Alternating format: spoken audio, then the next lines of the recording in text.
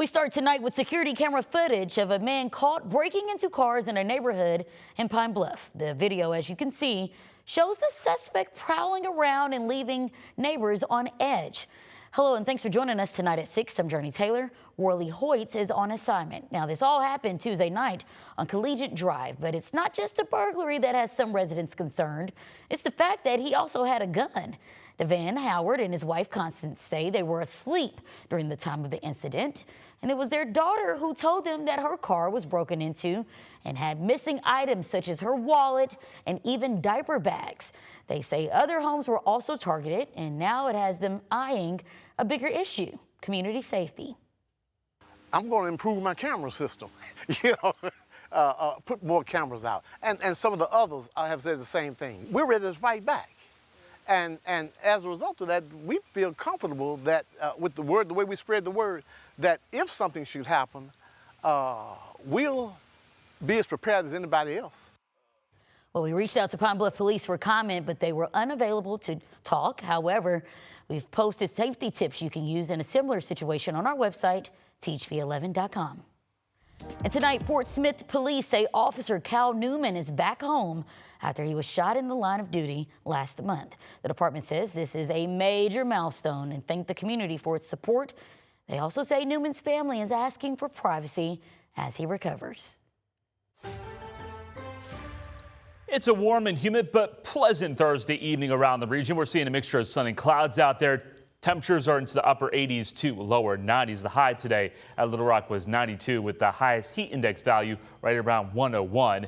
Nothing showing up on radar at this time, but northwest Arkansas, places like Crawford County, Madison, Washington, Benton, Carroll counties under a severe thunderstorm watch until 9 o'clock this evening because we do have a cold front that has initiated a line of showers and thunderstorms, broken line. But there you see just to the west of Joplin, and it's all dropping its way off to the south and southeast. Now this line will weaken as it makes its way into central Arkansas, but the chance of scattered showers and thunderstorms will be going up primarily after midnight. And I do anticipate we're going to have some scattered showers and thunderstorms out there to start off your Friday morning. As for the threat of severe weather, it's primarily confined to northwest Arkansas, level 2 out of 5, or a slight risk in this part of the state. And then it's a level 1 out of 5, Mena, Danville, Russellville, Clinton, Batesville, and also Jonesboro. The main threats will be gusty winds, maybe some hail. I'll have more on your Friday forecast and your weekend forecasts coming up.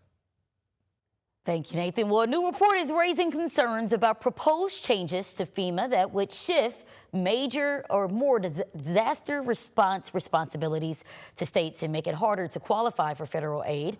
The report found nearly 30% of disaster declarations issued between 2012 to 2025 would not have qualified under the proposed changes. For Arkansas, that could mean less federal assistance following tornadoes, flooding, and other major storms. A legal battle over Arkansas libraries is back in court. Plaintiffs challenging Act 372 say the law could restrict access to books and expose librarians and booksellers to criminal penalties. Today, attorneys argued the case before a federal appeals court. THP11's Tanya Rodaziski spoke with one of the plaintiffs and explains what's at stake. After 3 years, the fight over who decides what belongs on library shelves is moving on to its next chapter. We thought librarians shouldn't be worried about going to jail for books that were in the library. Supporters of Act 372 say the law helps protect children from inappropriate material, while opponents like Nate Coulter with the Central Arkansas Library System and also a plaintiff in the case argue it threatens free speech and could force libraries to remove books based on political pressure. Perhaps a small but upset group in a community to go to their politicians, their legislators, county or city, and say, we don't want this book. Under the law, as it was passed, those people deciding, that is the local elected officials, don't have to look at the criteria that the library staff and the board are obligated to look at to compare it to and see if it fits within those criteria. They don't even have to read the book. While the case is out of Arkansas courtrooms, it's now before the federal appeals court in St. Louis, with both sides giving oral arguments and waiting to see what's next. Coulter saying it's part of the nationwide attempt at censorship. We believe that was a flawed process that affected people's First Amendment rights to have access to these books that were already in the library. In a statement from Attorney General Tim Griffin's office, his communications director Jeff Lemaster says they are vigorously defending Act 372 and look forward to the 8th Circuit's decision. In Little Rock, Tanya Motorzitsky, THV 11 News. Coulter says the judge's ruling may come in a few weeks or months, and as the case moves forward, we'll of course keep you updated. Meanwhile, the Trump administration is warning more than 500 hospitals nationwide to post their price or pay up. Officials say these hospitals, several of which are in Arkansas, are not fully disclosing pricing information and now have 90 days to comply or face fines up to $2 million. Conway Regional, Pinnacle Point Health, Rivendell Behavioral, and the Bridgeway in North Little Rock are among the ones listed. Well, tonight we're continuing our coverage of Trump accounts just days after Governor Sarah Huckabee Sanders announced all Arkansas kids in foster care will be enrolled. First Lady Melania Trump is pushing leaders in other states to also get on board and do the same. All 50 states should pledge to protect America's foster youth. Let's elevate America's children above politics.